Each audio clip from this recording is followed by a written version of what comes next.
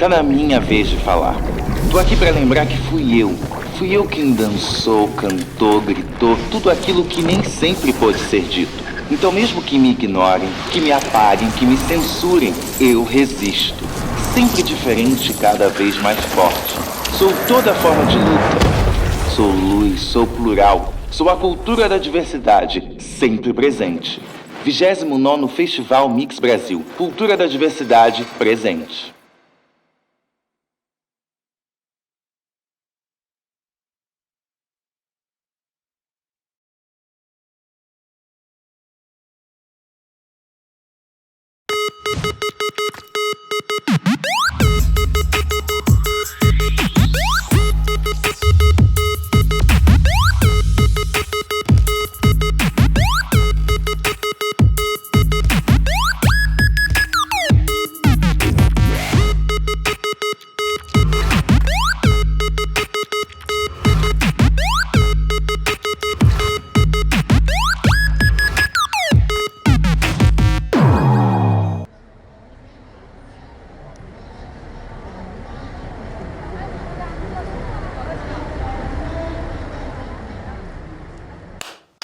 Canal Brasil é... O Canal Brasil é fluente em cinema. Respira cinema. Transpira cinema. Pira cinema. É comédia premiada. Drama de sucesso. É um filme que você não encontrava em lugar nenhum. É lançamento imperdível. E o clássico. Que nunca cansa. O Canal Brasil é real. É documental. É aquilo que não querem te mostrar. Mas que você não consegue parar de ver. O Canal Brasil é tudo isso. Como contar para as crianças? A emergência de uma literatura infantil de temática queer. Nesse encontro do quarto mix literário, vocês vão acompanhar uma conversa entre Rafaela Comisso e Janaína Leslão, duas autoras que têm se dedicado à criação de livros para crianças, falando sobre diversidade, mostrando a possibilidade de novos arranjos familiares e a possibilidade de contar novas versões dos contos de fada tradicionais. Sejam bem-vindos, bem-vindas e bem-vindes a esse encontro que está sendo realizado no 29º Festival Mix Brasil de Cultura da Diversidade.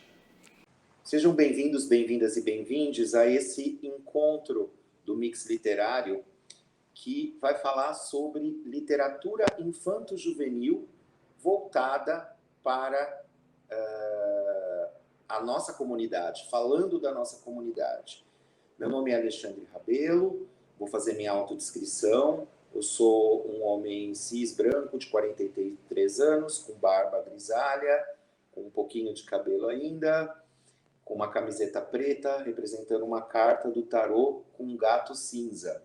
Atrás de mim tem uma parede azul e alguns quadrinhos com filmes que representaram na minha infância, dos anos 80.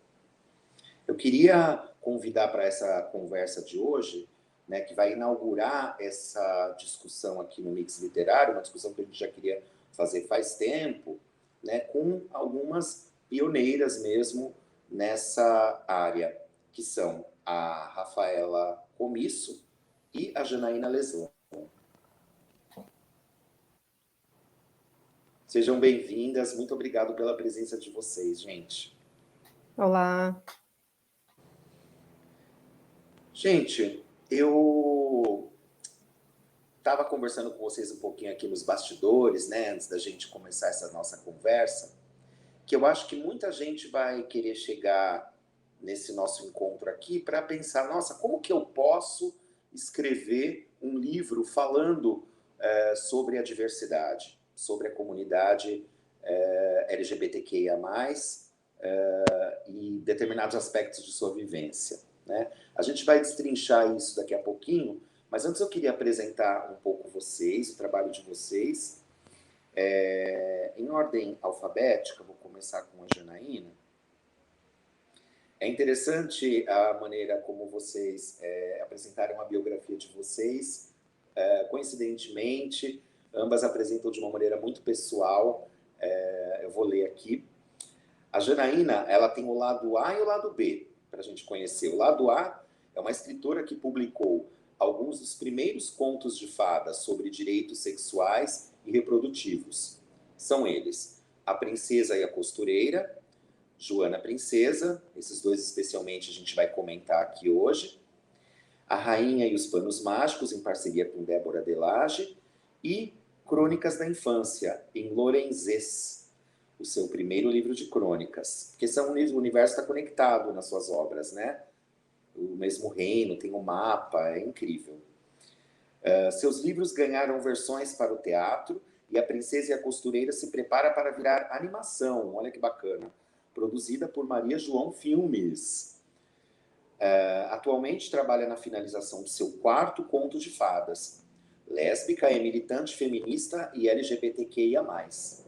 Formada em psicologia, foi eleita conselheira do CRP de São Paulo por 2 gestões. Tem especialização em saúde mental e é servidora pública do SUS. Viva o SUS! O lado B. Maringaense de nascença, porecatuense de criação, errante na vida. Me identifico.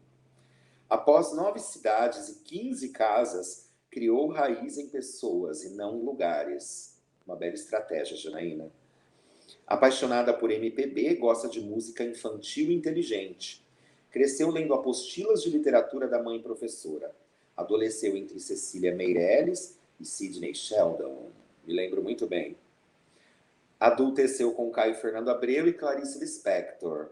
Olha, eu acho que a gente seria amigos na escola, hein? Prefere pequenas reuniões a grandes festas. Muito bem.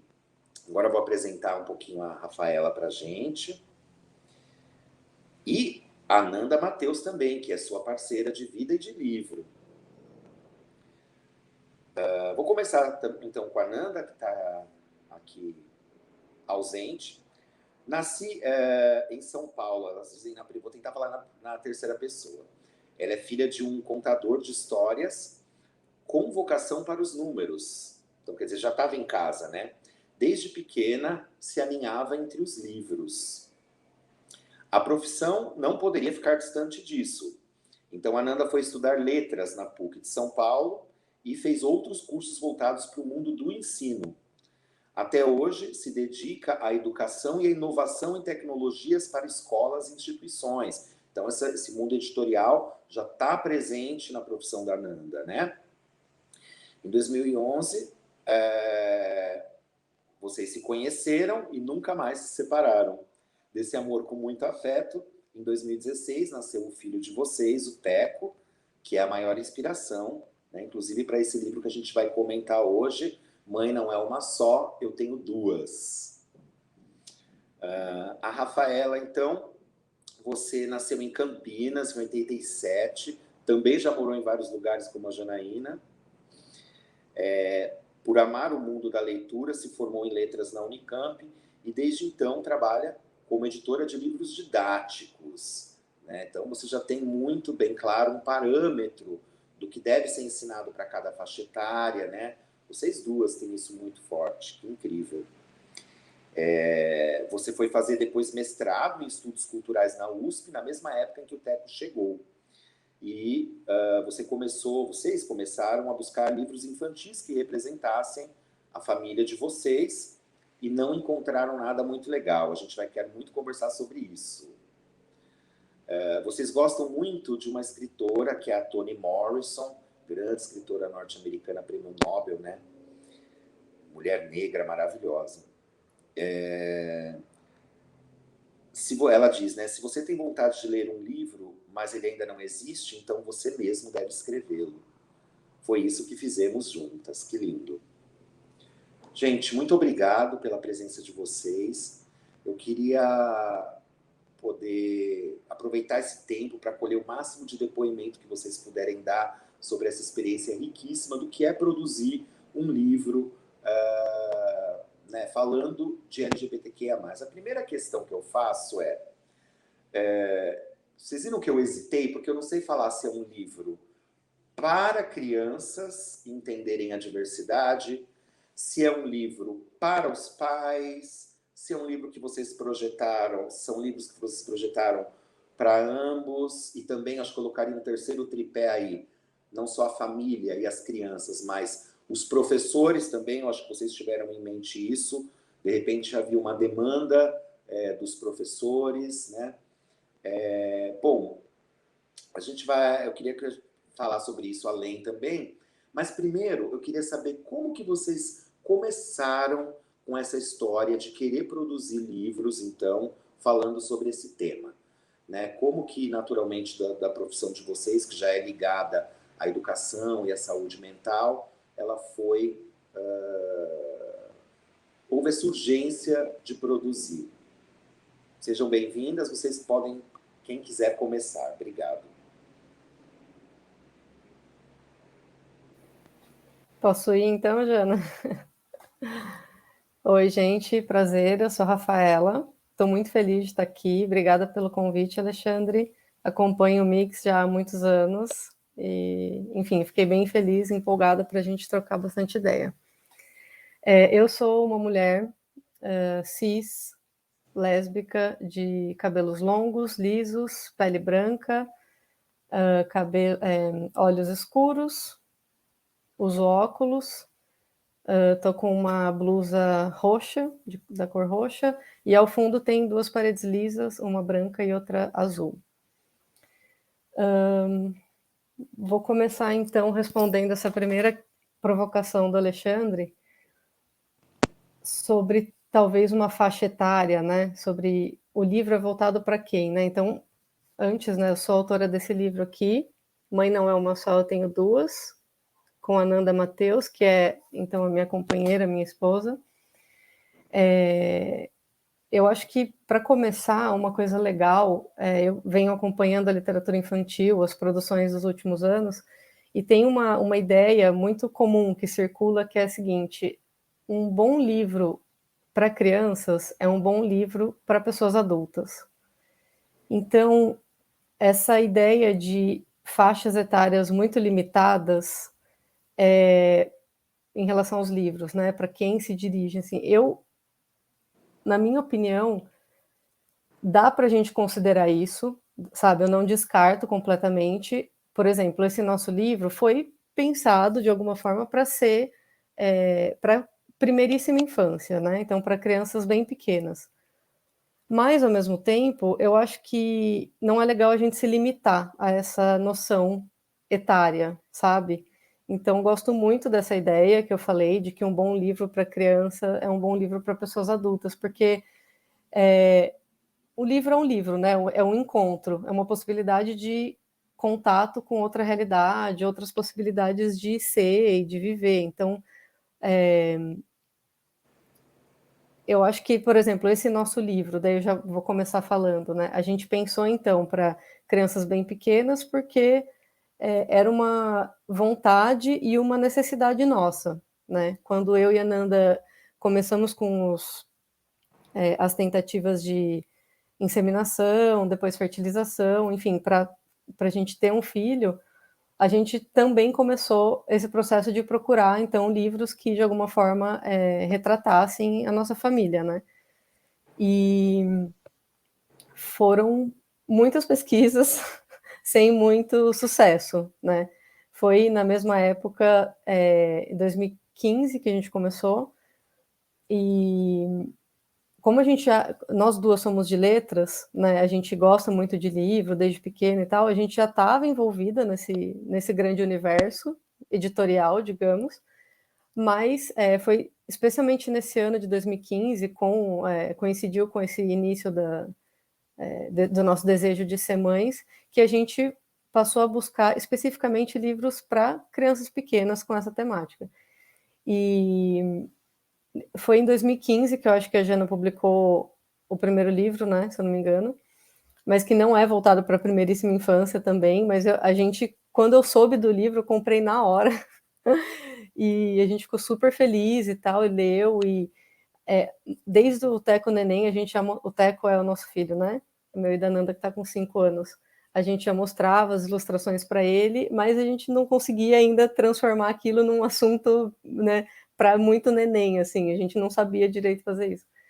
E então, dessa nossa falta, dessa grande falta que a gente sentia, né, em ter um livro infantil que de alguma forma retratasse, eu e a Nanda começamos a pensar juntas em possibilidades de histórias, e ao longo do tempo, assim, até o começo da nossa experiência como mães, a gente conseguiu, então, desenhar esse primeiro fio narrativo que logo se tornou, então, o primeiro livro, né? Mãe Não É Uma Só, Eu Tenho Duas.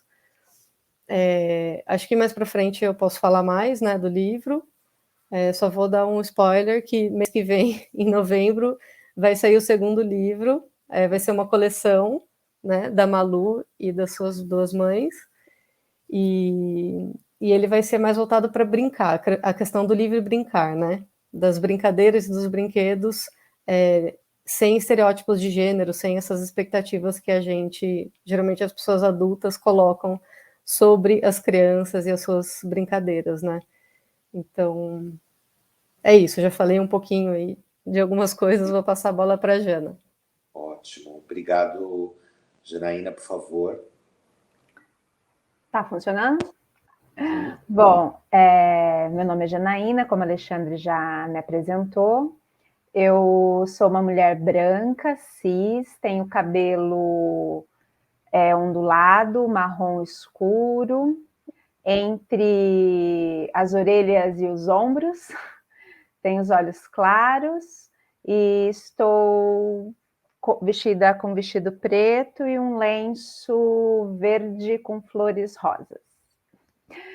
Bom, sobre a faixa etária dos livros, né, concordo em gênero, número e grau com a Rafaela, né, é isso. Para mim, um bom livro, né, assim como uma boa peça de teatro, um bom filme, né, se ele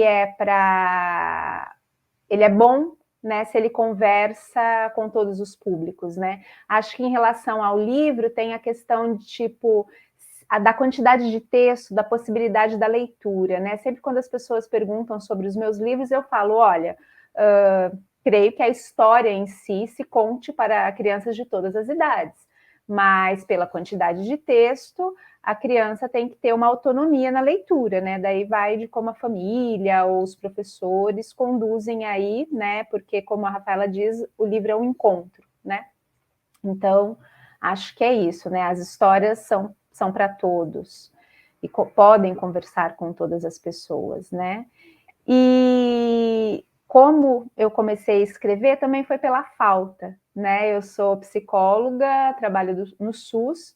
Em 2007, eu estava trabalhando com um grupo de pré-adolescentes e adolescentes sobre questões de prevenção à gravidez, homofobia, enfim, educação sexual, né, no geral, enfim. E aí a gente tinha uma encomenda de transformar histórias bastante comuns que eles conheciam em esquetes teatrais com esses conteúdos, né, atualizados.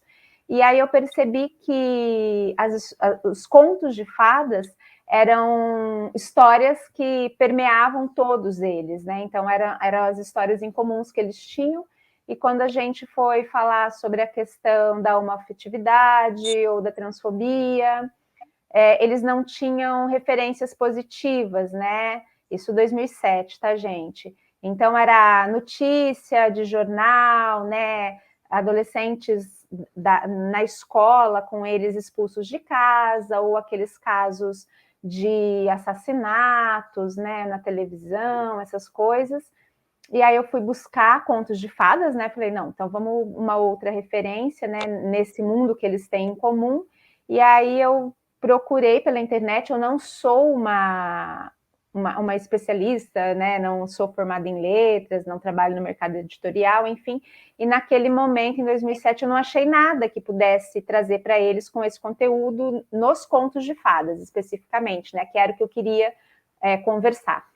E aí eu fiquei com a ideia, tipo, quem sabe um dia eu escrevo alguma coisa a esse respeito.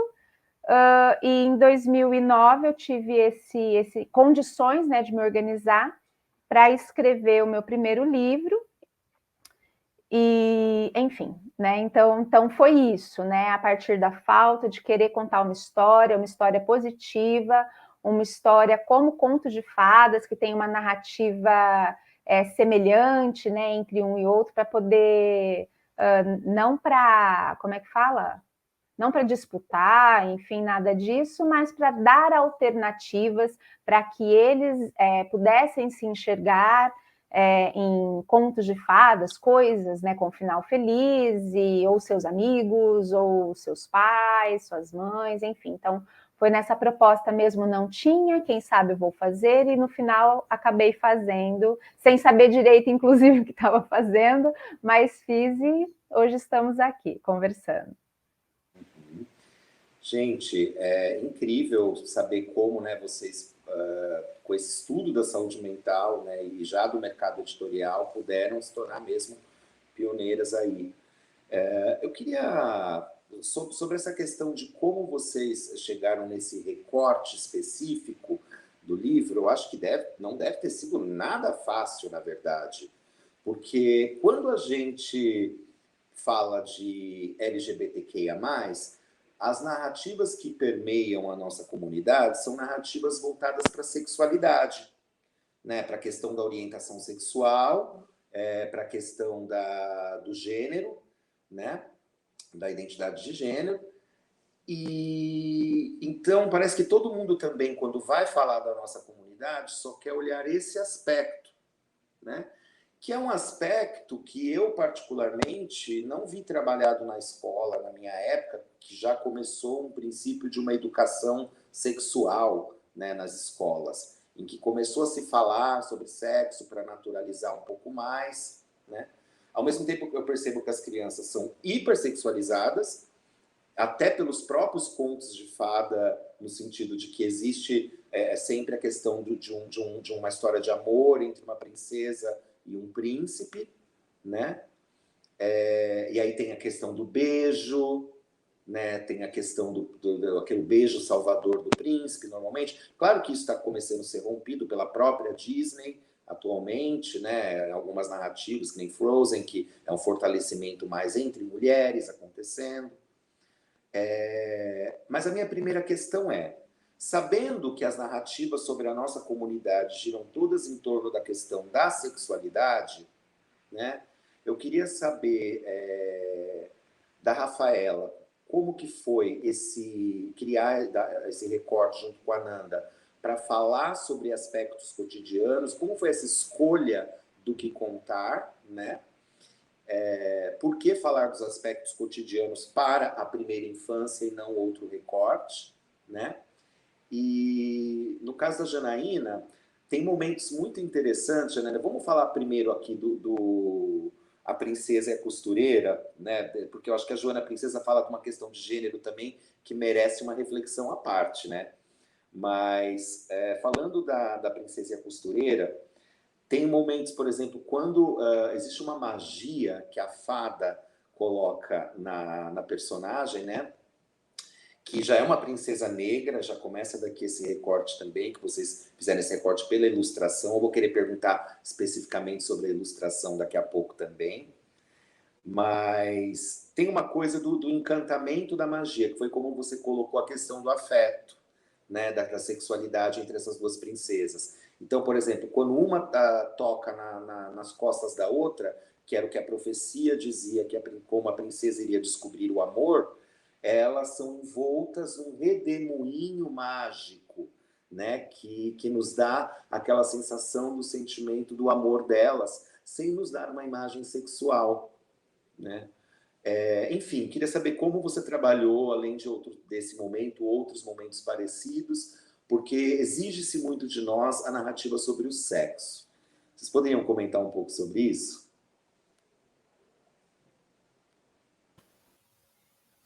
Quer responder primeiro, Jana? Vou eu? Bom, então a gente já sabia que a gente queria falar sobre família, né? Porque a gente estava vivendo isso em 2015. Ao mesmo tempo que a gente começou com as tentativas de gravidez, a gente entrou no processo de adoção também. A gente pensava em 2 crianças e no fim deu certo a gravidez e a adoção ficou um pouco suspensa, né? Ainda está suspensa. Mas como a gente estava vivendo isso muito intensamente, né? O desejo, a espera de uma criança, e a gente, como eu falei, não conseguiu achar um livro que mostrasse de qualquer forma, poderia ser a forma mais sutil, sabe? A gente não encontrou. Ficou assim, eu e a Nanda, a gente estava bem alinhadas em relação à expectativa do que a gente queria ver, do que a gente queria ter em mãos, sabe? Que então seria uma história sobre uma família para crianças bem pequenas, com esse objetivo de que tanto a criança se reconhecesse já desde cedo, quanto as próprias mães, né, as próprias famílias. E justamente desse lugar, assim, desse não lugar, né, desse silêncio absoluto, a gente falou, cara, vamos trazer primeiro, né, o primeiro livro acho que tem que ser simples, uma história simples, sobre o dia a dia dessa família, sem entrar muito em questões de, por exemplo, alguém engravidou, ela foi adotada, ou alguém deu de mamar, a gente deixou isso completamente livre, sabe? Embora essas questões sejam importantes e talvez a gente até trate em algum outro momento, para esse primeiro livro a gente queria só falar o dia a dia, e é uma história simples, né? É uma história curta, são frases muito pequenas, vou mostrar na tela para quem não conhece. Então é bastante ilustração e frases bem curtas. Então, assim, não foi uma coisa super pensada e planejada, sabe? A gente partiu dessa falta, desse desejo, e também um pouco da nossa experiência já, porque a gente conseguiu finalizar a primeira versão da história quando o Teco estava com 1 ano e meio, mais ou menos 2 anos, sabe? Então a história que é contada, o dia a dia dessa família, que é a Malu, né, a menina e tem as 2 mães, é o nosso dia a dia. Esse livro não é sobre a nossa família, sobre mim, a Nanda e o Teco, mas traz esse referencial das atividades. Então, a gente adora tocar música, a gente adora passear, enfim, tem as semelhanças ali. E, enfim, eu acho que é isso, assim, a gente não teve dificuldade em pensar e fazer esse recorte, sabe? A gente quis partir de algum lugar, assim, começar do começo mesmo, sabe? Literalmente, ter um livro que seja uma base, um começo, né? Um pontapé, assim. E agora, como eu... Desculpa, acho que foi muito incrível, fiquei muito surpreendido, exatamente pelo livro de vocês se ater às coisas mais simples e cotidianas, porque é tão difícil a sociedade naturalizar a vida de uma pessoa LGBTQIA+, parece que sempre entre 4 paredes vai haver uma grande festa macabra acontecendo, eu não sei. E, não é? E vocês mostram não só que é um cotidiano normal, isso é uma coisa, é um posicionamento político muito importante que o livro coloca. Olha, o nosso cotidiano é igual. E mais do que isso, cada mãe é muito diferente uma da outra. E elas se complementam, cada uma tem o seu gosto, né? E elas são autônomas e elas dividem as tarefas, o que também é um outro tema que eu queria puxar aqui, que eu acho que é bem importante também, né? Mas eu queria ouvir um pouco da Janaína, essa questão também das escolhas, né? De como mostrar, porque no seu caso, Janaína, você está lidando já, eu imaginei crianças talvez do Fundamental 2, eu não sei, você vai poder precisar melhor qual foi o alvo imediato, né? Eu fiquei imaginando eu com 11, 12 anos, 9, 10, 8, sei lá, lendo essa história, e eu já, com certeza, ia ter referência do que era sexo, e o livro me dá pistas sutis de como entender isso, porque é óbvio que uma relação entre um príncipe e uma princesa, ou entre 2 princesas, vai envolver sutilmente alguma narrativa sobre o amor e o sexo, né? Como que você optou por mostrar isso dentro do livro? Olha, uma coisa, para mim, falando de mim, não sei como que é para a Rafa, né? Uma coisa é o momento que você está criando uma história e escrevendo a história, outra coisa é esse momento de agora, quando eu olho e para um livro que eu escrevi há, sei lá, mais de 10 anos atrás, né? Então, tem isso, né? Naquele momento, não posso te dizer que eu pensei cada detalhezinho, assim, que nem você fala, né? Da cena do encontro das duas, né? Então, para mim, foi muito, posso dizer, instintivo, assim, usar simplesmente a imaginação, aquilo que me vinha à cabeça, como algumas pessoas falam, né? Foi muito interessante, eu fui... Esses 2 livros, né, A Princesa e a Costureira e Joana Princesa, um professor chamado Clodoaldo Fernandes, ele fez uma tese de doutorado sobre eles, né, e eu tive a honra de assistir lá em Goiânia, na Federal de Goiânia. Goiânia? Goiás? Isso, de Goiânia. Enfim, eu confundo tudo, mas é isso. E aí...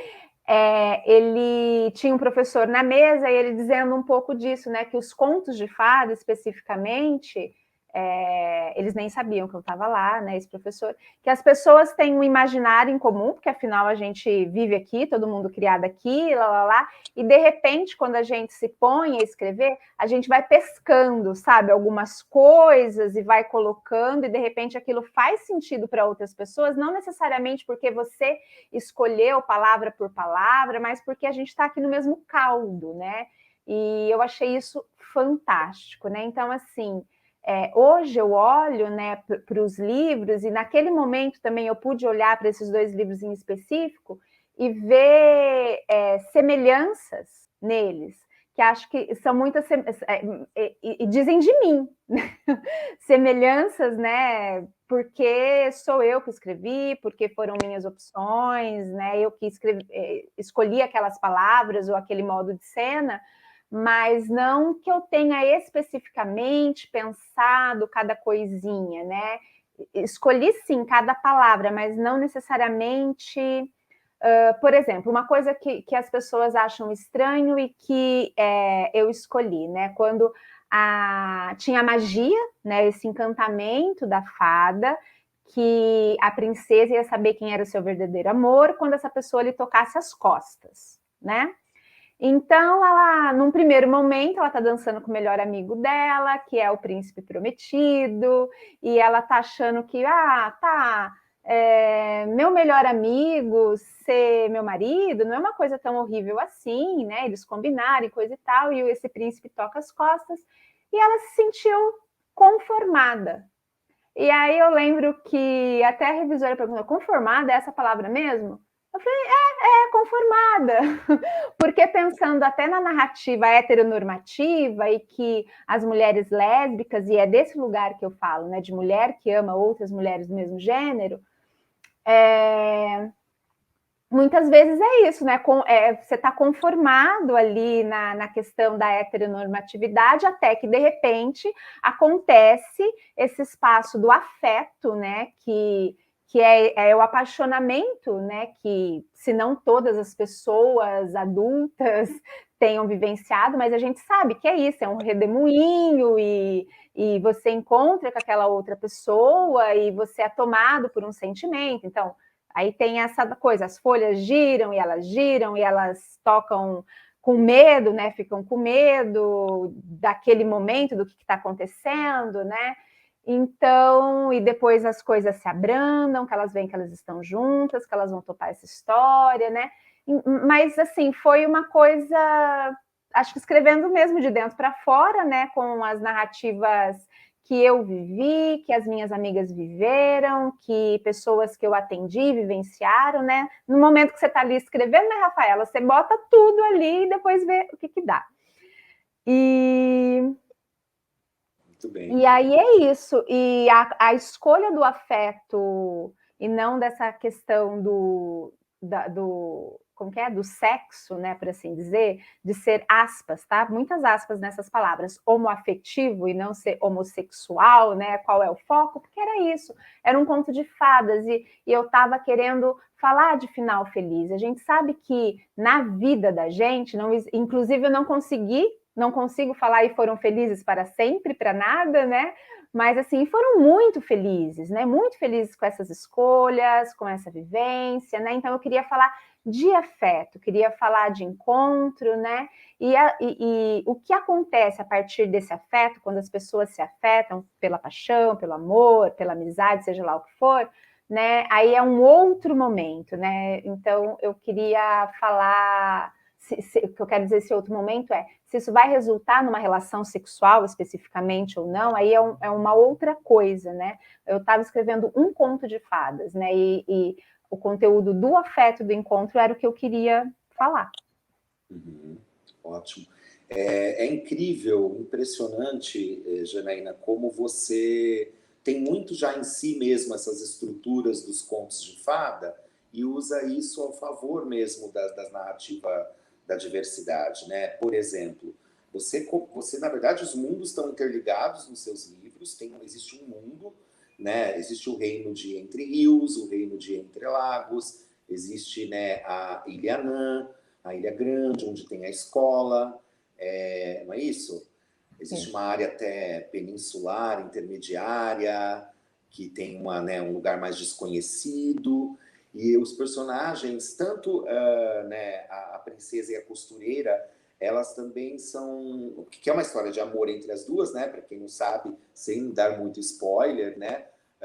A princesa é obrigada a casar com um determinado príncipe de outro reino, a princesa Cíntia, se eu não me engano, né, Janaína? E ela tem que se casar com o Febo, que é uma imagem do solar também, né? Tem toda uma questão dos nomes que eu queria comentar. E ela conhece a costureira Ishtar, né, um nome babilônico também lunar, que vive já mais nesse reino da floresta, que tem uma outra formação familiar, e juntas, de uma certa forma, essa história do amor delas faz com que elas confrontem toda a questão da estrutura patriarcal que o reino representa, através da figura do rei, que não aceita e que impõe uma série de penalidades e de castigos, né? E você vai propor uma imagem positiva de como é importante essas figuras centrais da política se posicionarem. Nós estamos vivendo num momento, acho que muito pior do que o momento em que você lançou esses livros em 2015 e 2016, né, com relação às políticas públicas, eu acho. Ou a imagem... Nós temos um presidente, para falar claramente, que tem uma política LGBT-fóbica, não é? Então, você mostra... e aí eu puxo também para o livro da Rafaela e da Nanda, né? No livro da Rafaela e da Nanda existe toda essa questão que eu comentei agora há pouco, de como, ao mostrar o cotidiano normal, né, das duas mães com a sua filha, vocês mostram também o quanto elas dividem as tarefas. E, portanto, não é só um livro que propõe a aceitação de uma família homoparental. É um livro que está, de uma certa forma, dizendo assim, olha, uma família homoparental tem alguma coisa a ensinar para as outras famílias também. Nós não estamos só pedindo licença para existir. Porque, olha, a gente pode dividir as tarefas de uma outra forma, né? Então, eu queria que vocês comentassem um pouco esse aspecto, né? Enquanto mulheres, enquanto feministas mesmo, como que vocês construíram esses contos de fada e essas novas narrativas familiares, né? Pensando nessa relação com o patriarcado mesmo, da igualdade de ações, da opressão do masculino.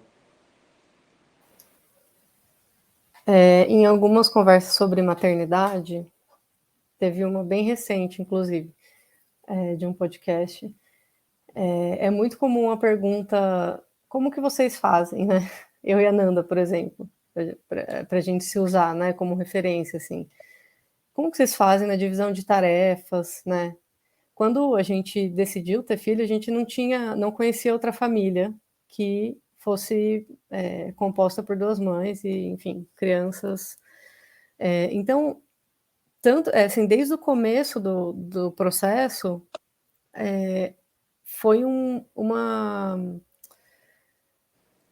descoberta diária, sabe? Com muita vontade ali, minha e dela, de fazer dar certo, e não só fazer dar certo, mas de fazer ser bom, né? Que fosse um processo legal para todo mundo. Então, assim, nos primeiros anos, como mães, e é recente isso, né, que eu tô falando, nosso filho tem 5 anos, a gente passou também por uma fase de muito desequilíbrio, porque tanto eu quanto ela somos filhas de famílias heteronormativas, né? Os nossos referenciais todos são esses, a nossa sociedade tem esse padrão. Em todo lugar que a gente vê, nos livros, filmes, em qualquer lugar, o referencial é esse, né? Então, a gente foi descobrindo e descobre até hoje, sabe? Então, nessa primeira fase, assim, quando o Teco era bem neném, a gente passou por esse desequilíbrio de não saber o que tá rolando, né? São 2 puerpérios, 2 mulheres, né? Uma passou pela gestação, a outra não, no caso, a Nanda passou, mas eu sou mãe, igualmente, e eu passei por um puerpério, amamentei, inclusive, o Teco, mas mesmo se eu não tivesse esse vínculo mais biológico, né, eu vivi um puerpério, então, 2 potências ali, 2 universos com uma criança, né, então, e aí eu percebi, mas bem recentemente, depois de muita análise, que a gente se viu nessa situação, assim, a Nanda precisou, desde que ela voltou da licença maternidade, e que ela foi demitida, inclusive, um clássico, né, da mulher que engravida, tem um filho, sai de licença, volta demitida. Enfim, logo depois ela conseguiu outro emprego e tal, e eu já estava como freela, estava com bolsa de mestrado, tal, estava mais autônoma, mas aí a gente se viu, mesmo sem querer, numa situação em que ela estava sobrecarregada com as questões externas, digamos, né, do mundo do trabalho, e eu estava sobrecarregada com as questões da maternidade de dentro da casa, né. Então a gente se viu de um jeito um pouco diferente, porque somos 2 mulheres, mas a gente se viu nessa situação, nessa estrutura muito patriarcal, né, em que uma pessoa está fora e outra está dentro. E aí isso é um desequilíbrio que, gente, a gente passou um pouco por isso e é horrível. Assim, eu não sei como as pessoas fazem, assim, quem vive muito dentro do padrão. Eu senti muita dificuldade. Talvez seja uma questão geracional também, porque a gente, não só geracional, de classe, óbvio, mas assim, de raça, etnia, mas eu me formei, fui estudar, fui trabalhar, fui fazer as minhas questões com a minha cabeça, né? Mesmo assim, querendo ter filho, em algum momento eu percebi que eu queria ter filho, eu nunca achei que eu fosse parar dentro de casa com uma criança e sem trabalhar e, sabe? Eu fiquei muito impactada com aquilo. Então, a gente, aos poucos, assim, nós duas fomos percebendo que, cara, a gente tem que refazer isso aqui. Essa lógica não funciona pra gente. Pode ser que funcione para muitas pessoas, pra gente não tá rolando. Então, a gente se refez toda, sabe? A nossa dinâmica mudou muito. A gente passou a... Enfim, não existe um equilíbrio perfeito, né? Tô falando do nosso caso muito especificamente, assim. Mas a gente todos os dias tenta chegar ao máximo possível desse equilíbrio, né, das funções. Mas é muito difícil, gente. É essa estrutura que a gente vive, né? Por mais que sejamos pessoas diferentes e a gente tem que especificamente achar um arranjo que faça sentido para a gente, também cada família LGBT, QIA+, é única também, assim como qualquer família heteronormativa, sabe? A gente lida muito com essa noção comum de que, como se eu, por exemplo, pudesse ser porta-voz das famílias de 2 mães, sabe? E não, assim, não. Cada família é uma família, né? Dá para a gente falar sobre configurações parecidas, né?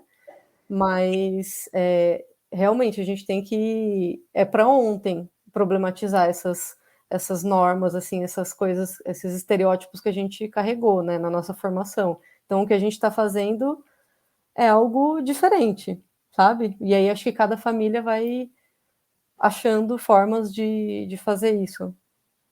Já é incrível você dizer que você olha para essa situação de uma ter que ficar dentro e outra ficar fora, que é a norma, né, cis heteronormativa, você já olha com distanciamento para isso. É muito incrível, porque como eu nunca passei por essa situação, eu olho e falo, nossa, realmente, eu acho que eu também teria um estranhamento incrível sendo LGBT, de ter que me adequar nessa estrutura de um dentro e um fora. Já é incrível você esse depoimento. Janaína, você gostaria de comentar essa questão, né, do rei, dos homens nesse universo? Porque vocês trabalham, na verdade, é uma intersecção. Vocês estão falando de raça, vocês estão falando de gênero, vocês estão falando de homoparentalidade, vocês estão falando de várias questões, né? Vamos destrinchando aos poucos. Sim. Isso que você fala, né, Alexandre, de... os reinos, né, dos meus livros, eles se interligam, inclusive desse quarto aí que estou finalizando, né? Então a ideia é essa mesmo, que as coisas possam se conversar, porque os direitos sexuais e os direitos reprodutivos, eles se conversam, né? E foi assim com a minha formação, pensando a minha afetividade, a questão das mulheres lésbicas, foi um passo para a questão das mulheres bissexuais, que foi um passo para as questões trans, e assim vai indo, aí eu cheguei no aborto, sabe, porque pensando que isso não, aspas, necessariamente impactaria mulheres lésbicas, não necessariamente, tá, gente? Mas assim, coisas que, uma coisa puxa a outra, a reflexão. Então, a ideia mesmo, né, pensando do momento político que vivíamos e o momento político que vivemos, passa por tudo isso, né, dessa movimentação, né, dos feminismos, né, porque ele é plural também, envolve esse recorte de classe, de raça, e...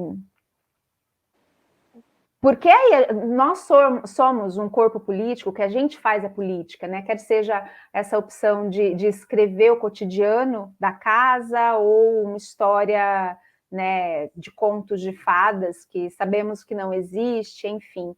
E que a ideia mesmo era trazer os homens, tanto como essa figura, né, que poderia ser... ter mais dificuldade nas mudanças, né, como o rei, que apesar de ser justo, afetivo inicialmente, quando é confrontado, né, com aquilo que ele decidiu, que era com quem a sua filha ia casar, aí a coisa ele não é tão bonzinho assim, né? E aí os aldeões, né, que seria a população, né, do país, do reino, né, pensando para a gente, tem um bordão, né, quando eles...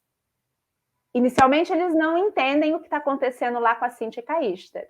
Aí eles entendem e falam, bom, tudo bem, a gente não vive isso, mas a gente está entendendo que elas querem ficar juntas, e o rei prometeu um negócio e agora não quer cumprir só porque é uma mulher, então, aspas, um rei injusto não merece ser rei. Né? Então, essa coisa da união para a mudança, né? Ainda que essa mudança não impacte em mim, mas é uma mudança para a justiça, uma mudança para algo mais amplo, né? E a gente fala de empatia, de justiça social, de equidade, todas essas coisas.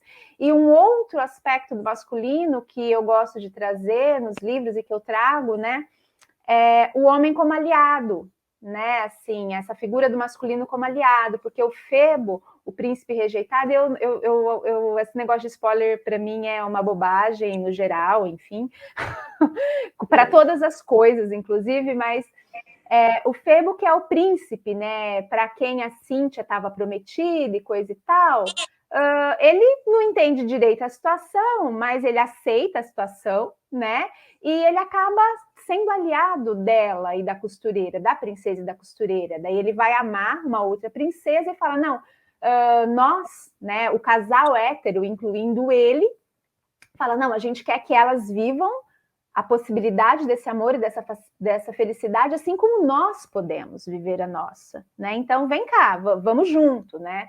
Tanto que termina com a história de um casamento igualitário, né? Então, eu brinco que tem os contos de fadas, né? A princesa costureira, o amor entre mulheres, entre pessoas do mesmo gênero, mas a gente também pode chamar de casamento igualitário. O direito sexual, né, do exercício da sexualidade, amar quem a gente quiser. A Joana Princesa tem a questão de que ela, quando nasce, acham, né, que ela será uma mulher porque ela traz marcas biológicas de pessoas do sexo masculino, enfim, ela vai reivindicando outro lugar. Então, assim, poderíamos falar que a questão do processo transexualizador, do nome social, do direito de existir plenamente, né? Então, outro aspecto de direito reprodutivo, sexual aí, né? Eu, enquanto me vejo, aí a Rainha dos Panos Mágicos, sobre violência obstétrica, né? Essa coisa do corpo, meu corpo, minhas regras, quais as leis que amparam as mulheres, no geral, sobre a decisão dos seus corpos, né? E que muitas vezes as pessoas que fazem essas leis, essas regras, é só olhar para as nossas casas de lei ou para as faculdades, né? E aí a maioria são homens, ou enfim, sabe, todas essas coisas, né? E o último livro, que é o que eu estou trabalhando agora, é sobre a questão da adoção, da entrega protegida, né? Eu vou levar a minha gestação até o fim ou não, né? Mas é do ponto de vista da criança, né? Que sempre traz outras narrativas, né? Que permeiam, porque a gente não vive sozinho, né? Então, é sempre trazendo um pouco do político, um pouco do encantamento, pensando os homens como aliados, e geralmente falando desse lugar da mulher, né, que eu sou e posso falar, ou de uma criança que eu fui, não necessariamente do sexo feminino, né, mas assim, fui criança também, posso falar de como que é olhar esse mundo com os olhos de criança e tentando entender o que está acontecendo, né? Então, eu acho que o que a gente faz como escritores e escritoras para a infância, e não só para a infância, como falamos lá no comecinho, para quem não estava, né? Quem não assistiu, que um bom livro, uma boa peça, um bom filme conversa com todos os públicos, né? É isso, são atos políticos, faz pensar, faz olhar para fora de si, né? Acho que é por aí. Sim. Eu gostei muito também, ainda pegando um pouquinho da sua reflexão, Janaína, da maneira, e aí eu já puxo a questão para as duas também, a maneira como vocês trabalham a questão dos espaços de dentro e os espaços de fora, né? Os espaços da casa e os espaços de fora, né? Então, por exemplo, eu ouvi uma entrevista sua, Rafaela, em que você fala, por exemplo, do Teco, né, o filhinho de vocês, que vocês às vezes vão para o parque, vocês vão passear fora, e como a própria personagem da Malu faz. E tem uma coisa, né, dele falar assim, dele querer falar para as outras crianças que ele tem duas mães, de tão legal que isso é para ele, né? Eu achei isso tão maravilhoso, né?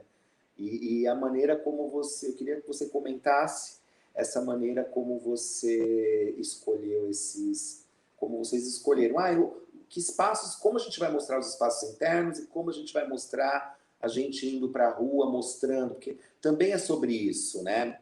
Colocar essas histórias na rua é também tirar a gente de dentro das casas e dos enclausuramentos, né?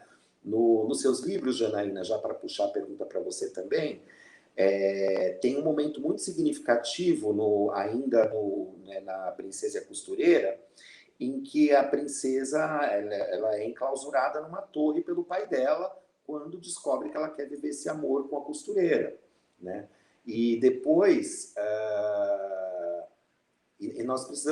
eles precisam enfrentar toda uma jornada rumo ao desconhecido, né? Ou não só ela, como outros personagens, como a irmã, né? Como a própria costureira, que tem que ir para outros reinos, e como o Febo também, né? Que vai fazer essa ajuda toda também, esse aliado, como você disse, né? Partindo especificamente para Joana Princesa, então, também que você já comentou um pouquinho sobre o enredo, né? Existe... depois eu quero comentar melhor essa coisa das marcas do masculino e do feminino, das marcas de gênero, que é muito incrível.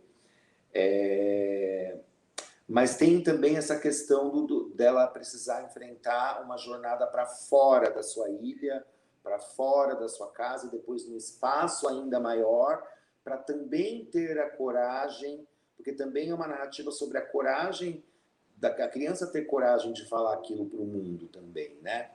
De pôr para fora. Enfim, eu queria que vocês comentassem um pouco essa questão do dentro e do fora no livro de vocês.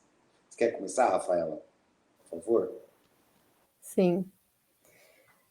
Bom, da nossa experiência com o Teco, o que eu posso falar é que a gente, dentro e fora de casa, a gente valoriza muito a honestidade, sabe? Então, honestidade não só com as outras pessoas, mas honestidade com nós mesmos, assim, e mesmas, sabe? Com os nossos sentimentos. Então, o Teco é uma criança muito respeitada, eu respeito muito a Nanda me respeita muito, a gente cultiva muito esse respeito por cada indivíduo, sabe? E eu acho que tenho sentido já isso, resultados disso. O Teco se mostra uma criança segura e muito amorosa, porque ele se sente muito respeitado e muito amado, sabe?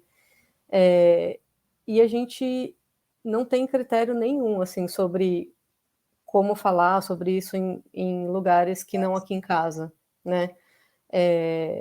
Então, em qualquer situação, quando ele ainda não falava, se fosse o caso, eu e a Nanda, a gente nunca escondeu, então, amor, né? As outras pessoas ao redor sempre souberam, então a gente já viveu inúmeras formas de recepção, sabe?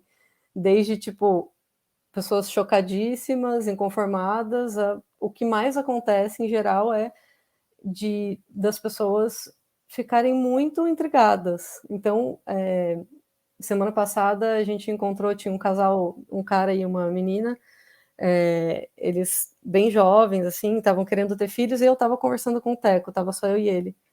A Nanda apareceu depois, e o Teco correu em direção a ela e falou, mamãe!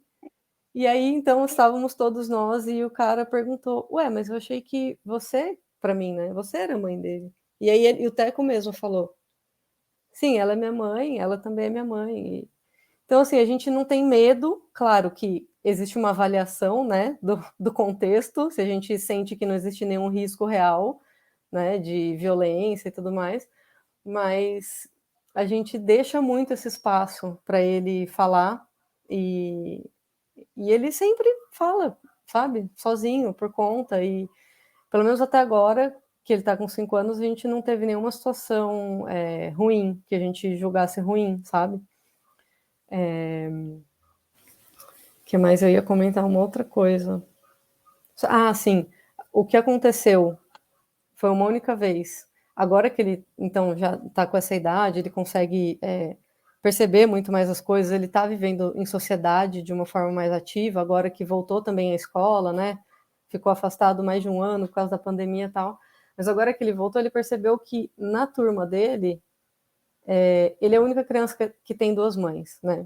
Então, um dia ele trouxe isso quando a gente estava jantando, ele falou, eu sou a única criança que tem 2 mães. Todo mundo tem uma mãe e um pai.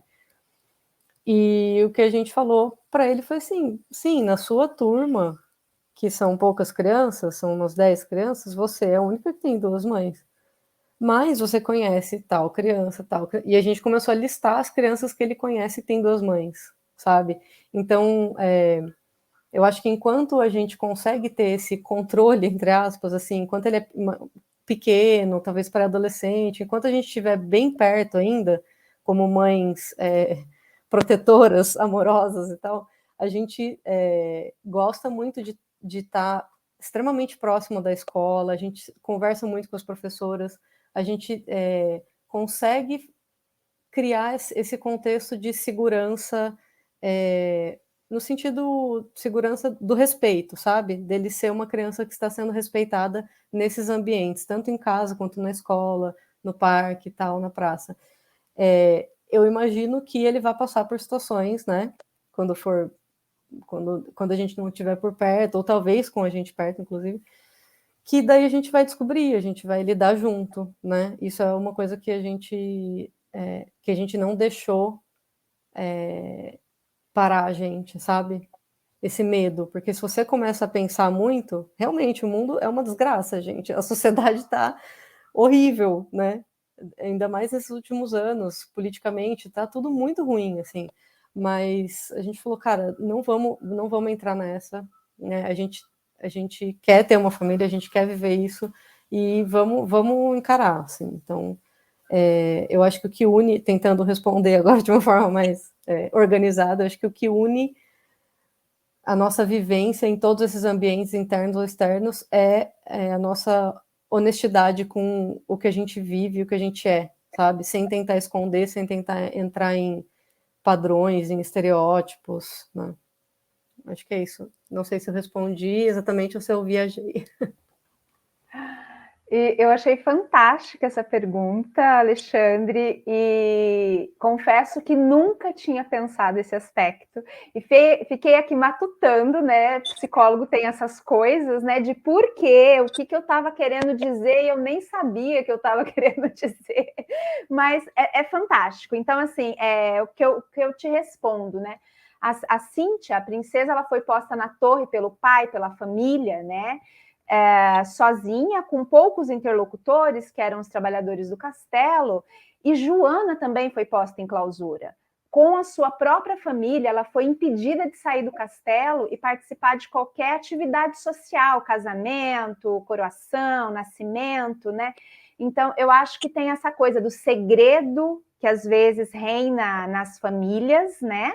E que isso é do espaço doméstico, isso não se fala, que a Rafaela fala muito disso, né? Não, somos sinceros e coisa e tal, mas também tem o aspecto interno de cada um de nós, né? Nessa coisa da descoberta, que somos diversos, dessa heterossexualidade padrão, dessa identidade de gênero padrão, né? Então, assim, quando estamos no armário, né, de alguma forma lá mais em si mesmados, né, quando nos descobrimos diversos, primeiro é pra gente, né, e aí a gente fica ali matutando e coisa e tal, até o momento que a gente sai, né, ou é posto para fora de alguma forma e temos que lidar com isso, né.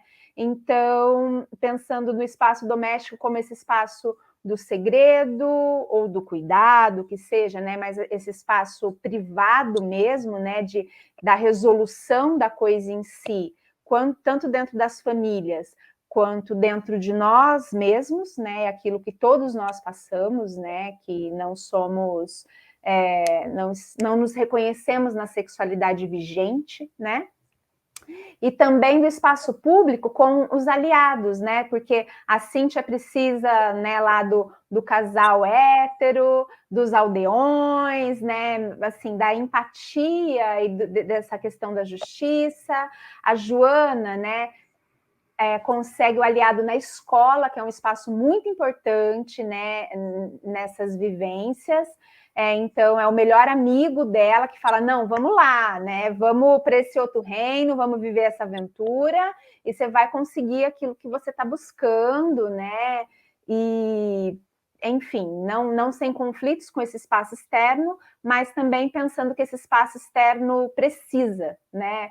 E que a gente encontre nele esses aliados, né? Que possam nos dar a mão, né? Tipo, não necessariamente te entendo ou sinto como você, mas vamos lá porque você é digno também, né? De existir à sua maneira, né? Então, muito obrigada, Alexandre, por essa pergunta, né? Porque me propiciou essa reflexão. Como eu estava dizendo, quando a gente está escrevendo, né? Quando estou escrevendo uma história, eu só estou escrevendo uma história, sei o que eu quero dizer, sei aonde eu quero chegar, mas algumas coisas simplesmente nos passam, né? E fantástico, obrigada.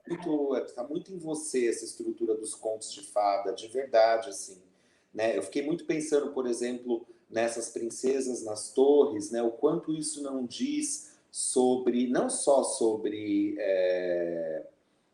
a subalternização das mulheres em geral, mas também sobre a invisibilidade da mulher lésbica, né? Porque a gente precisa discutir cada vez mais, né? Porque, afinal de contas, é sobre a invisibilidade que a gente está falando também, né? E como essa invisibilidade acontece também nas casas, né? Já começa também nas casas, podem ser espaços de confortos, mas também acontecerem situações como essa, né?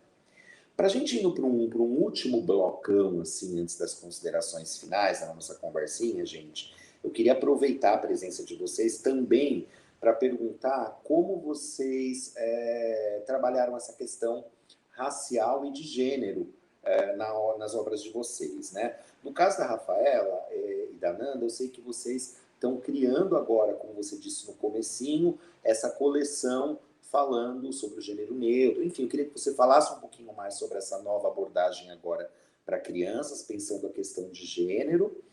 E, Janaína, eu queria que você falasse um pouquinho mais, obviamente, sobre a Joana Princesa, né?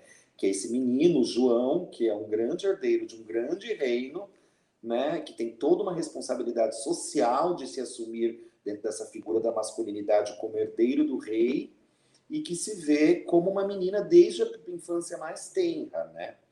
E tem uma coisa muito especial no seu livro, que é a questão de que a marca de gênero, ao contrário da questão da genitália, não ao contrário, mas para simbolizar essa questão da genitália que a gente coloca como sendo a marca natural do gênero, né? Que teria sido uma marca natural, que as pessoas querem afirmar, você coloca como sendo uma marca na testa vermelha dos rapazes, dos homens, que se refere a uma mitologia indiana, que além dos contos de fadas, você também traz mitologias orientais, é incrível, né? Da Babilônia, da Índia, né? E no caso das meninas, elas têm uma mancha marrom, se eu não me engano, a cor, né? Uma mancha marrom na mão, que é o que denota, olha, esse é o gênero, né? E o João, então, nasce uma menina por dentro com essa marca, né, do masculino, né? E tem uma coisa muito interessante que é todo mundo, até chegar ao final da história o reino inteiro, vários reinos, descobrirem que existem pessoas transexuais através da figura da Joana, né? O reino inteiro achava realmente que existia essa definição muito clara. E só no momento em que existe a revelação de que existem figuras transexuais e de que é a própria princesa, parece que cai uma casca dos olhos das pessoas no reino e eles próprios começam a enxergar como existem outras nuances. Mulheres que não têm mancha, a feiticeira que não tem nem a mancha do masculino nem do feminino, aquela que tem uma manchinha mais clara, aquela que tem duas manchas, aquela que tem uma mancha em outro lugar. E aí eles começam a perceber os diversos arranjos não tão binários, né? Enfim, queria que vocês comentassem essa questão de gênero e também a questão racial, porque ambas optaram por colocarem, no caso da Janaína, a Cíntia, que é a princesa, ela é uma princesa negra, né? Então, quer dizer, um dos maiores reinos é uma família negra que rege, né? Isso é uma coisa que acho que foi decidido junto com a ilustração. A questão racial não se impõe, mas existe, e o que é muito interessante, uma naturalização a partir do momento que você coloca pela ilustração e a criança lida com aquilo, né? Eu acho que foi o mesmo caminho também da Rafaela e da Nanda. Vocês não discutem, vocês tentam naturalizar pela ilustração, né? Então, eu queria que vocês comentassem essa questão de gênero e essa questão racial junto com as ilustradoras, até para a gente falar das ilustrações também. Legal. Então, no nosso caso, quando a gente começou com a ideia desse primeiro livro, a gente tinha uma ilustradora que estava com a gente envolvida. E aí, na hora de produzir, de fato, ela não pôde participar, mas ela já tinha feito um rabisco do que ela tinha imaginado. Eu e a Nanda, a gente já tinha dado sugestões de características dessas mães, mas foi na conversa, foi na troca que a gente decidiu. Vamos fazer uma das mães branca e a outra mãe negra. Vamos aproveitar esse espaço que a gente tem para também trazer essa questão. Claro que foi algo que a gente se preocupou muito, porque não é nossa vivência, né? Não é nem o meu, nem o da Nanda, não é nosso lugar de fala, mas é uma questão que a gente é algo que a gente se propõe a pensar muito, né? Inclusive a gente tem lido bastante, tem estudado bastante sobre essa ideia, esses estudos antirracistas mais recentes, né? Então a gente está nesse movimento bem intencionado, nós duas, né? Enquanto, enfim, mulheres brancas e tal, tentando se envolver e, enfim, se questionar no nosso dia a dia, né?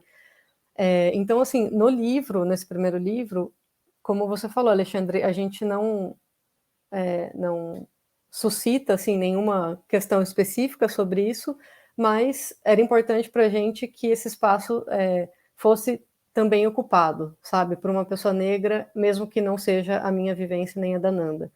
E a editora Saíra teve um cuidado bem, bem importante, que depois que o livro estava pronto, passou por uma leitura de uma mulher negra que apontou várias questões que foram, assim, essenciais. Quando eu recebi a leitura, eu falei, obrigada por terem feito isso, sabe? Porque foram aspectos, nuances que nós, eu e a Nanda, como mulheres brancas, a gente não consegue nem ver, porque a gente não, enfim, não vive isso, sabe?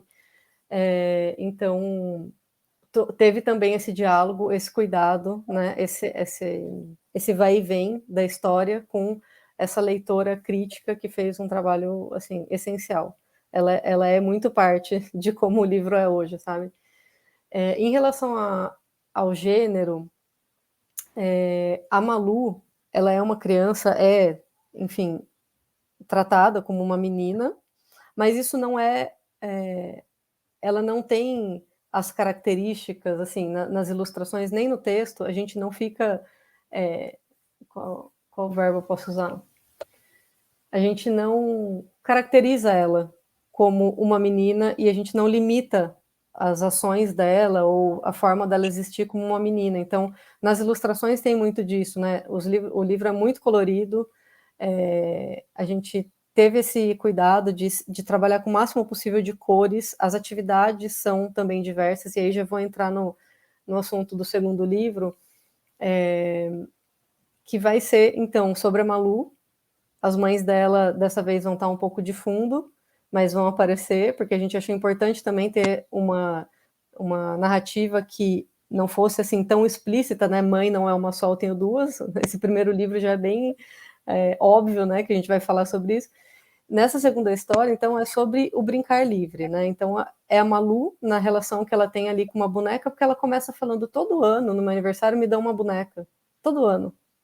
Sabe? Eu gosto de boneca, mas acho curioso, assim, por que com um monte de tipo de brinquedo, todo ano me dão sempre esse mesmo, né? E aí ela vai, então, falar dessa relação dela com a boneca favorita dela, e todas as coisas que elas gostam de fazer. Então, é sobre a relação dela com a boneca, mas é a relação dela com ela mesma, né? Ela brincando ali no seu entendimento, nas suas brincadeiras dela com a boneca, ou seja, ela com ela mesma, né? Sendo livre para fazer o que ela está com vontade, sabe? Então, eu acho que esse segundo livro vai ter mais essa questão do mundo da infância ligada a estereótipos de gênero, vai estar bem mais explícita, né? Esse é o nosso objetivo. Muito bacana essa abordagem, curioso para o livro sair logo e a gente poder ler. Janaína, por favor. Sim, então, como eu vou começar falando sobre a questão racial, né, quero dizer que o ilustrador da Princesa e a Costureira, desculpa, gente, a bagunça aqui, estou mostrando a capa, é o Júnior Caramês, e a ilustradora de Joana Princesa é a Marina Tranquilin, tá? Então, na Princesa e a Costureira foi isso, né? Eu escrevi uma história, essa história não tinha marcas de raça ou coisa parecida, e na hora de fazer os personagens têm que ter cores e cores de pessoas, e pessoas negras são cores de pessoas, e aí com essa perspectiva, né, eu não pretendia ser uma escritora, que foi o que eu me tornei, tive outros livros e coisa e tal, né? Então, eu falei, nossa, alguém vai publicar o livro, né? Eu demorei 5 anos para conseguir a editora, e aí eu falei, não, então vou colocar todas as questões que são caras a mim, né? E eu venho de uma família, como muitos brasileiros, né, que tem pessoas negras na família, né? Então, sempre desde pequena, vendo a questão do racismo, percebendo como é me tratar como uma menina branca, como é tratar a minha mãe como uma mulher parda, ou meu avô como um homem negro, enfim, né? Então, tinha essas questões, então, tipo, bora colocar nas ilustrações, e as ilustrações sempre... acho que até é um aspecto meu, né? Então, assim, eu discuto cada coisa, eu quero assim e coisa e tal. Então, assim, os ilustradores são muito parceiros, guerreiros também. Então, assim, a gente vai fazendo essa composição junto, assim. É claro que não dá para colocar tudo que a gente quer dentro de uma obra, né? Ainda com o texto, com as ilustrações, as questões são limitadas, mas sempre isso. E depois na Joana, né? A questão da raça, a Marina falou assim, que se a gente colocar cores, né? Cada personagem de uma cor diferente, vamos ultrapassar isso. Eu achei fantástico, né? Porque daí todo mundo pode olhar e se reconhecer em qualquer, né? Então, isso também foi muito interessante, tá? E isso, uma família real negra, nesse espaço de poder, nesse espaço onde não estão acostumados, né? A gente não está acostumado a ver, né, nós do Brasil, racistas, ano 2021 ou 2015. Então, essa disputa, e tanto que a primeira rejeição ao livro, né, eu fiz um financiamento coletivo para pagar os ilustradores, porque os artistas, né, merecem ser pagos e bem pagos, com preço justo pelo seu trabalho, aquilo que eles fazem no orçamento. Então, vamos lá, né? E a galera veio e estamos aqui. E aí, a primeira reação foi a racista, né? Tipo assim, não, tudo bem se você quiser escrever um conto de fadas e ter uma pessoa negra, o que já é um absurdo, porque contos de fadas, é lá da Europa, todo mundo é branco, e se tiver uma pessoa negra, que fosse a costureira e não a princesa, né? Então, ou seja, a gente precisa falar dessas coisas e mostrar essas coisas, as pessoas precisam se reconhecer e ver as crianças não brancas se reconhecendo nos personagens e nos personagens de liderança, é fantástico, impagável, assim. E a questão do gênero, né? Então, essa coisa das marcas foi bem pensada, porque eu falei, não, tem a coisa do sexo, tem a coisa do gênero e como as pessoas se reconhecem, e a gente marca o sexo, e aí deriva um gênero através de uma marca física no corpo, que inclusive nem todo mundo tem a mesma, né? Mas então, bora lá, né? Então, eu optei por essa questão da marca na testa, da marca nas mãos, como esse respaldo, né, físico que as pessoas dão para a construção do gênero. E aí vou discutir que não, tudo bem, a maioria das pessoas, elas até se reconhecem, né, quando elas se olham, e fala, nossa, eu, Janaína, mulher cis, nossa, né, quando eu nasci, olharam para o meu corpo e disseram, será uma menina, porque é do sexo feminino, porque tem isso, isso e aquilo. E, nossa, acho que é isso mesmo, né? Então, isso aconteceu comigo. Mas eu me reconheço como menina antes de saber da diferença física, né? Todo mundo, as pessoas vão crescendo e se identificando com um gênero, ou com outro, ou com nenhum, ou com os dois, né? Sem discutir necessariamente que tem as marcas específicas do corpo, e se você tem essa marca, então, você que está com aí 3 aninhos de idade, falando que você é menino, é porque você tem um pipirana, né? Então, assim, a gente não faz isso, a gente se constrói. Primeiro a gente se enxerga no mundo, né? Na questão da identidade de gênero que cada um de nós carrega. E aí, depois... e isso pode estar lá enclausurado ou não, né? Daí tem a questão de que idade, que isso fica mais claro para você, não vamos entrar nisso. Mas, assim, a maioria das pessoas se enxergam, né, como homens ou mulheres, ou nada disso, ou tudo isso, lá na primeira infância, né? Sem saber exatamente dessas outras discussões todas que os adultos e os cientistas fazem. Então, eu queria colocar isso, né? E aí a gente se ampara em coisas físicas para, na verdade, falar de coisas sociais, de papéis, de divisão de tarefas, né, Rafaela? De espaço público e privado, e se é mais delicado ou mais bruto, sabendo que existem mulheres brutas e homens delicados, homens que choram, mulheres que não choram jamais, mulheres com mais aptidão para a vida pública e homens para mais aptidão para a vida privada, e que, tipo, isso não está nada invertido, é que a gente não olha e fala, nossa, é verdade, existem... Eu falo que existem tantas sexualidades e tantas formas de se expressar como quantas pessoas existem no mundo. E aí, quando as pessoas falam, nossa, tá colocando letrinha demais, né? Eu penso, nossa, tinha que ter o tanto de letrinhas quanto pessoas existem no planeta, né? Bilhões, porque eu não sou uma mulher lésbica igual a minha melhor amiga mulher lésbica, e nem existem duas pessoas, mulheres heterossexuais, né? Porque você coloca uma lado a lado, uma corresponde aos estereótipos nesse lugar, e outra corresponde naquele outro, e não porque a gente corresponde, é porque a gente lê assim. As pessoas são o que elas são, né? Então, a ideia foi isso, né? Porque a partir do momento que você começa a discutir, aí você fala, é mesmo, né? Nossa, tem gente, as pessoas intersexo, né? A gente só fala, existem feminino e masculino. Pô, e o tanto de intersexo que tem nesse planeta? E a gente apagava, inclusive, lá antes de sair do hospital, né? Intervindo naquele corpo, sem perguntar de bebê, né? Sem perguntar a essa pessoa em desenvolvimento, depois, você quer modificar seu corpo ou não, né? Ali na adolescência, como você está se identificando, enfim, e essas coisas têm mudado, né? Mas, e aí a gente pode pensar um pouquinho, né, sobre todas essas coisas e sair do nosso quadrado, do nosso conforto, ainda que a gente não viva, ainda que seja difícil, né? E aí a história do Joana também, né, de trazer essa adolescente trans, né? A história dela é a história, na verdade, da maioria das pessoas, trans ou não, né? Porque o grande desejo de Joana é ser uma menina como todas as outras, né? Então, assim, em algum momento, todo mundo se pergunta, né? Eu estou sendo uma menina como todas as outras? Eu estou sendo uma boa aluna, como uma boa aluna é? Eu estou sendo um bom profissional, como eu deveria ser? Né? Então, assim, essa coisa de se comparar, né? Eu estou sendo aquilo que corretamente eu deveria ser? E aí ela para em algum momento, né? Passa lá por essa jornada junto com um amigo e fala, não, eu sou aquilo que sou e isso me faz única sendo essa garota que viveu tudo isso e é exatamente... É o que é, porque viveu tudo isso, e se fosse outra coisa, enfim, simplesmente não seria eu e minha vida não teria valido a pena, então eu me aceito e não vou ser igual a todas as outras pessoas, eu vou ser o meu melhor possível, aquilo que eu quero, né? Que eu acho que é onde muitos de nós, com questão de sexualidade ou não estou falando só disso, mas essa da cobrança, de ficar se comparando, né?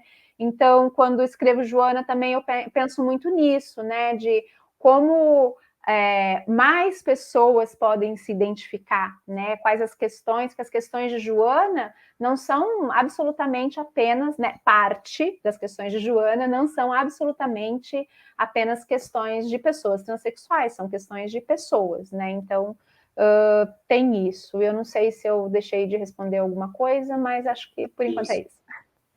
Maravilhoso. Queria que a gente pudesse ficar mais tempo falando aqui, porque infelizmente nosso tempo acabou. Vou passar para vocês para as considerações finais. Eu queria ainda conversar com vocês sobre uma questão importantíssima, imagina, sobre a recepção do livro, né? Como que o feedback que vocês receberam de pais, professores, alunos, que já imagino que deva ser uma conversa à parte, mas a gente pode deixar isso para um outro momento, que eu tenho certeza que vocês têm muito a dizer sobre essa questão, né? Eu queria agradecer muitíssimo por vocês estarem aqui hoje, compartilhando com a gente nesse encontro, nessa gravação, com, né, a galera do Mix Literário, a experiência de vocês, pioneira mesmo, que vocês trazem tantas questões importantes para a nossa comunidade ser expressa para as crianças, para os pais, para a escola. Muito obrigado, Rafaela e Janaína. Obrigada de novo, gente. Queria só falar, além de agradecer, né, muito, falar que a gente tem um perfil no Instagram para o livro, agora para a coleção, né? Então é Malu e Suas Mães, para quem se interessar, tá bom? A gente posta bastante coisa lá e dá para trocar bastante ideia também. Muita gente escreve lá em inbox para gente e só para comentar essa questão do Alexandre, a recepção tem sido ótima desde o começo, ainda não tivemos nenhum caso ruim. Né? A gente espera que os diálogos sempre se multipliquem, né? E que a gente possa ir ajudando a construir esses outros imaginários e referenciais de narrativas desde criancinhas, tá bom? Obrigada, gente. Beijo. Bom, também aproveito para agradecer a oportunidade, né, dessa conversa, dessa troca e a oportunidade de reflexão também sobre algumas questões, né, que muitas vezes não passam para a gente, né. A recepção da Princesa Costureira, né, foi, vamos dizer assim, não digo a recepção, mas a repercussão foi bastante grande, importante. Como eu disse, eu fiz um negócio que eu nem sabia que eu estava fazendo, que é introduzindo essa questão nos contos de fada, e aí fez um boom para o bem e para o mal, e enfim. E aí Joana, até pela temática, e até pensando, né, na invisibilidade das pessoas trans, né, ou né, na dificuldade, né, menos invisibilidade até, na dificuldade da discussão desse assunto, né, é um livro que não tem tanta visibilidade, né, quanto A Princesa Costureira, enfim, mas que o que ajuda também, o que foi bem bacana, é que outros artistas acabaram encampando também as minhas histórias, né, então foram para os palcos, quem sabe um dia aí na televisão, tela de cinema com Maria João, né, filmes. E aí eu queria aproveitar aqui, como a gente falou dos ilustradores e dessas parcerias, eu queria falar que Joana Princesa, ela é contada, né, num teatro de boneco, com bonecos, não de bonecos, né, pela companhia Três Lunas, tá? Um trabalho fantástico, eles construíram um livro gigante, assim, e são... uma atriz e um ator, e tem música, e eles contam passando as páginas e com os bonecos, é maravilhoso, assim, um trabalho de palco. A Princesa Costureira, concomitantemente, como eu tinha aquela dificuldade de publicar a história, aí um grupo falou assim, vai para o palco, então, e aí a gente conseguiu o palco e a publicação no mesmo ano, e é a Companhia da Conspiração, né? E a gente ganhou prêmios com melhor teatro infantil e da diversidade e outras coisas, tantas aí, com a Princesa Costureira, com a Companhia da Conspiração. E também tem uma drag que conta a Princesa Costureira, agora com bonecos, e até é a Helena Black. E aí eu, né, Janaína, mulher, né, pensando assim, tipo, como uma drag vai fazer, porque muitas vezes, não digo sempre, as drags acabam se ancorando em alguns estereótipos, e às vezes, não digo todas, mas às vezes eu fico tipo, nossa, isso me parece um pouco misógino com as mulheres, enfim, então quando a Helena me procura, eu falo, não, vamos conhecer seu trabalho, né? Eu me encanto por Helena, que é o Paulo Reis, é um homem negro, e da Companhia Rosas Periféricas, enfim, né? Mas é uma referência, ele faz a contação só ele, enfim, então acho que é isso, as parcerias que a gente vai recebendo no caminho, né, vai fazendo no caminho, né, Rafaela, e a possibilidade de coleções e tal, ai, que lindo quem veio, e acho que é isso, né, e aqui estamos nós hoje, muito obrigada. Muito obrigado, gente, valeu.